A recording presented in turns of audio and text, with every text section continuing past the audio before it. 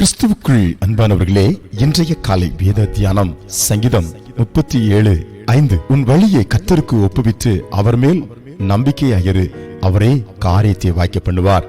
அன்புக்குரியவர்களே, இந்த காலை வேளையில் உங்களை பார்த்து ஆண்டவர் சொல்கிறார், உன் காரியத்தை நான் வாய்க்க பண்ணுவேன். எந்த காரியம் வாய்க்காமல் மனம் கலங்கி சோர்வடைந்து நீ அழுது கொண்டு இருக்கிறாயோ, அந்த காரியத்தை கண்ணோக்கி பார்த்து உய்த்து ஆராய்ந்து அதற்கு எதிராக இருக்கிற எல்லா தடை கற்களை ஆண்டவர் மாற்றி பிசாசின் சூழ்ச்சிகளை ஆண்டவர் வென்று அந்த காரியத்திலே ஒரு ஜெயத்தை, விடுதலையை, ஆசீர்வாதத்தை தேவன் தருவேன் என்று சொல்கிறார். திருமண காரியம், வியாபார காரியம், ஊழிய காரியம், யாத்திரை காரியம், குடும்ப காரியம், ஏதோ ஒரு காரியம் நடக்காமல் போகிறதுனால உங்கள் உள்ளம் மிகுந்து துயரம் அடைந்து உடைக்கப்பட்டு கொண்டிருக்கிறது.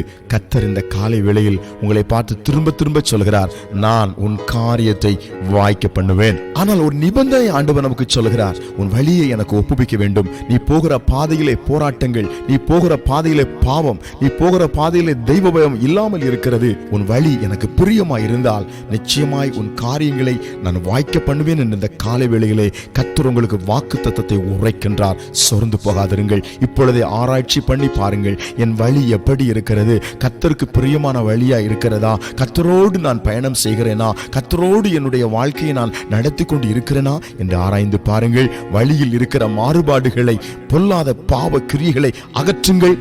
காரியம் வாய்க்கும், வெற்றி கிடைக்கும். ஜெபிக்கலாம். பரலோக பிதாவே, இந்த காலை வேளையிலும் கூட காரியங்கள் வாய்க்காமல் தடையோடு இருக்கிற மக்களுக்கு இப்பொழுதே ஒரு அற்புதத்தை செய்வதற்காய் ஸ்தோத்திரம். அவர்கள் தங்கள் பொல்லாத வழியை விட்டு உம்மிடத்தில் திரும்புகிறதுனால் அற்புதம் நடப்பதற்காய் ஸ்தோத்திரம். இயேசுவின் நாமத்தில் ஆமேன், ஆமேன்.